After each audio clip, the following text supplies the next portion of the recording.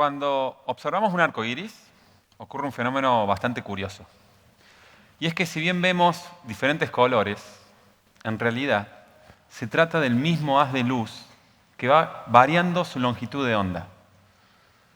Eso significa que entre el azul, el rojo o el violeta hay solo una diferencia de grado, de magnitud.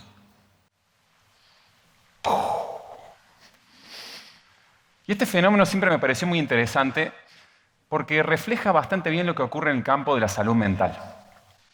Porque entre la felicidad y los trastornos mentales, que parecen cosas muy distintas, hay solo una diferencia de grado. Las personas no saltamos de un estado a otro y tampoco estamos estancadas en un color, sino que continuamente nos vamos moviendo entre un polo y otro. Y como investigador y psicoterapeuta, siempre me interesó conocer cuáles eran los factores que generaban esos movimientos. Y desde hace 10 años, junto a un equipo de investigación, nos pusimos a estudiarlos y encontramos que, aunque los factores sociales, económicos o genéticos son factores de importancia, nuestra manera de pensar es crucial. ¿Qué pensamos y cómo lo pensamos determina en gran medida cómo nos vamos a sentir y cómo nos vamos a comportar? Seguramente todos conocen a alguien o tienen un amigo que se encuentra en el polo del bienestar. Esas personas que están siempre bien, de buen humor, siempre contentas. Ya hasta te indigna porque vos decís, ¿cómo hace? A mí me pasa con un amigo de la infancia, el Mati. ¿Cómo hace para estar siempre bien? Pero cuando te pones a analizar sus patrones de pensamiento, empezás a entender por qué. El Mati, por ejemplo, cuando tenía un problema, lo primero que hacía era ponerlo en perspectiva. Analizar cuál iba a ser el impacto real de ese problema en su vida. Si realmente valía la pena prestarle atención. Y en caso en que sea un problema interesante, lo que hacía el Mati era focalizarse en los planes. Pensar la forma de resolverlo o de aceptarlo. Yo, en cambio, hago exactamente lo opuesto. Cuando tengo un problema, lo primero que hago es catastrofizarlo. Agrandar las consecuencias negativas de ese problema. Es más, ni siquiera hace falta que tenga un problema. Yo, ante la duda, catastrofizo. ¿Esto es un granito o un tumor? Entonces lo que hago es voy a Google y pongo bulto en la cara, cáncer. A ver qué encuentro. La tendencia a catastrofizar y focalizarnos en lo negativo es un patrón de pensamiento muy común, pero no es el único. De hecho, hay personas que además tienden a culpabilizar a otros por lo que creen que están pasando. Son los famosos externalizantes. Se los denomina así porque se la agarran con la persona que tienen alrededor. Son personas que tienden a estar enojadas o frustradas. Lo que pasa es que, claro, están rodeadas de inútiles. Es que la gente hace todo mal, pero que yo no me explico. ¿Vos viste cómo maneja la gente? No presta atención. Encima los boludos parece que se sincronizaran para salir a la misma hora.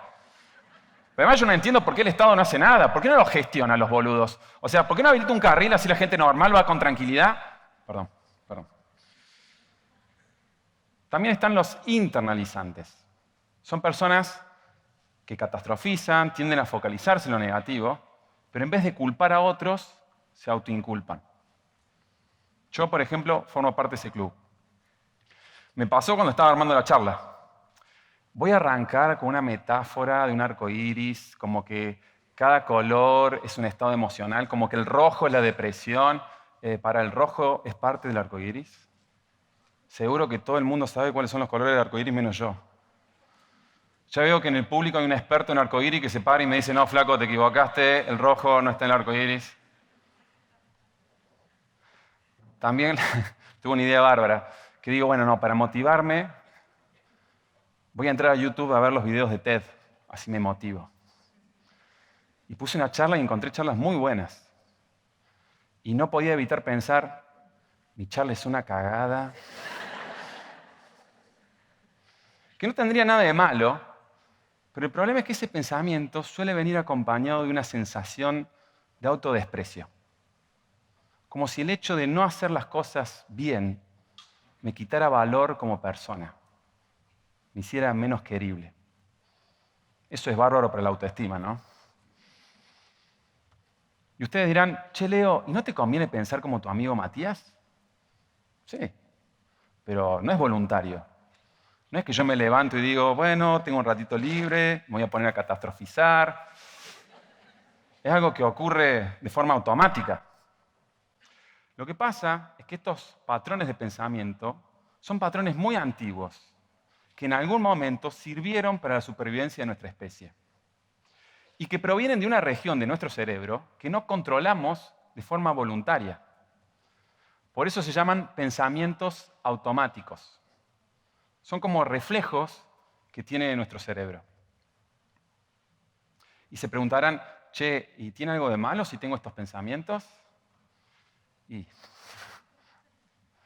investigaciones que hemos hecho junto a colegas españoles indican que las personas que tienen dificultad para regular estos patrones de pensamiento son más proclives a tener desórdenes emocionales.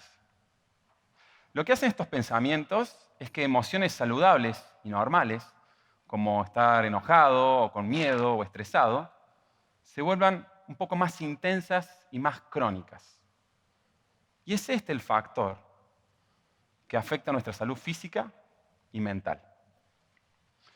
No van a observar cambios abruptos por tener estos pensamientos, pero poco a poco te van llevando de un polo al otro. ¿Qué pasa si el estrés normal, saludable, se empieza a volver más crónico? Bueno, los primeros síntomas de malestar que vas a experimentar son de una tensión generalizada.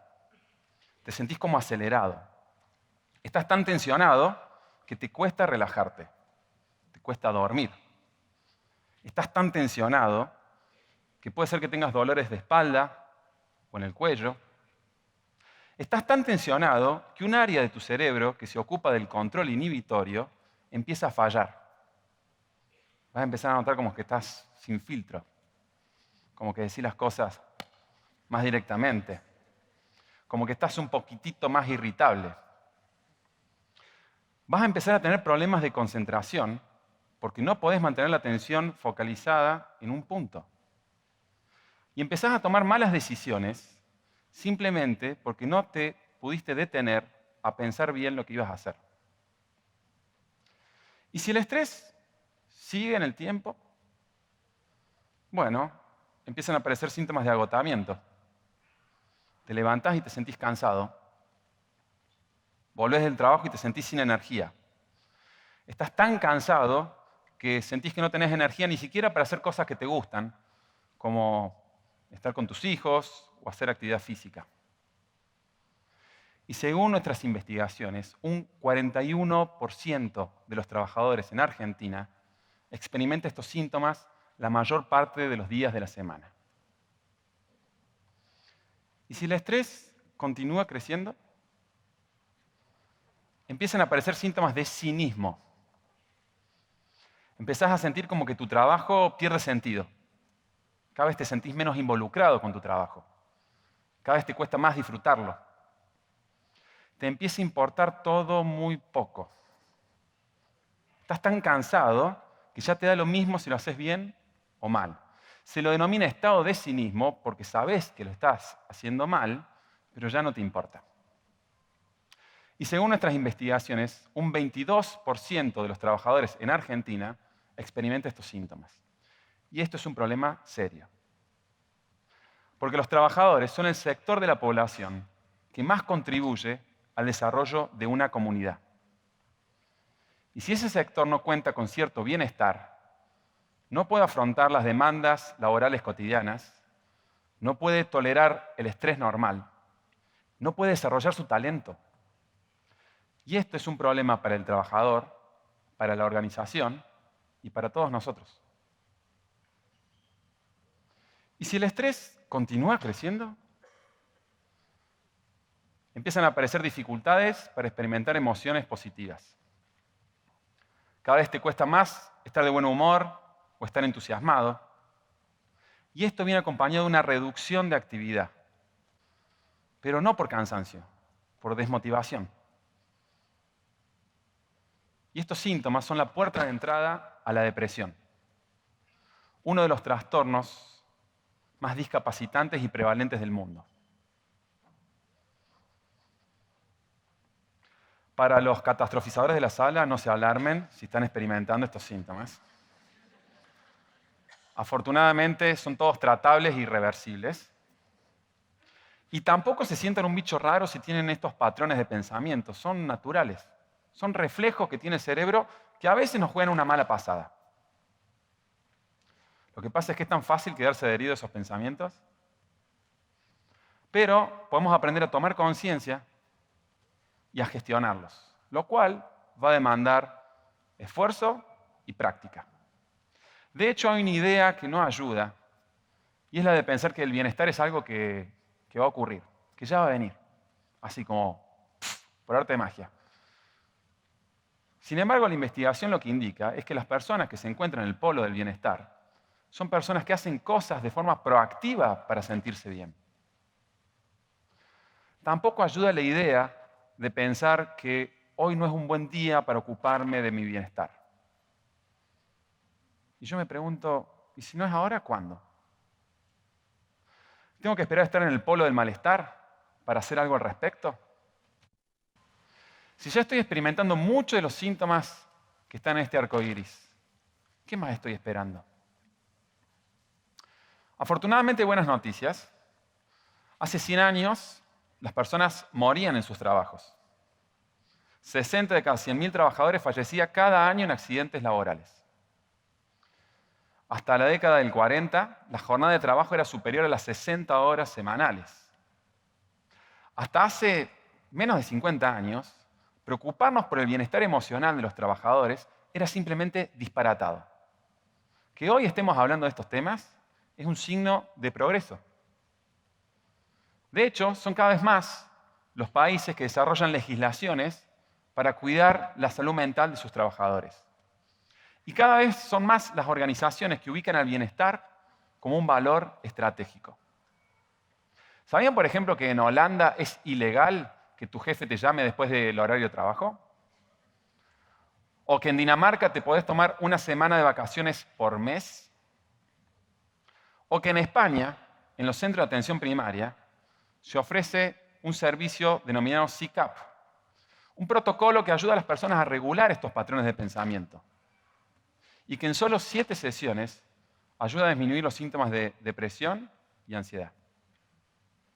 Y sí, ya sé qué me van a decir. Bueno, Leo, pero nosotros estamos en Argentina. Acá hay una crisis. No podemos darnos el lujo de pensar en nuestro bienestar. O sea, que hay que esperar a que no haya crisis en Argentina para tomarnos en serio este tema. ¿No es acaso la crisis un motivo para darle prioridad al bienestar emocional de la población? El bienestar no es un lujo, es un derecho que tenemos que cuidar entre todos. Es una responsabilidad colectiva e individual. El momento de pensar el bienestar es ahora.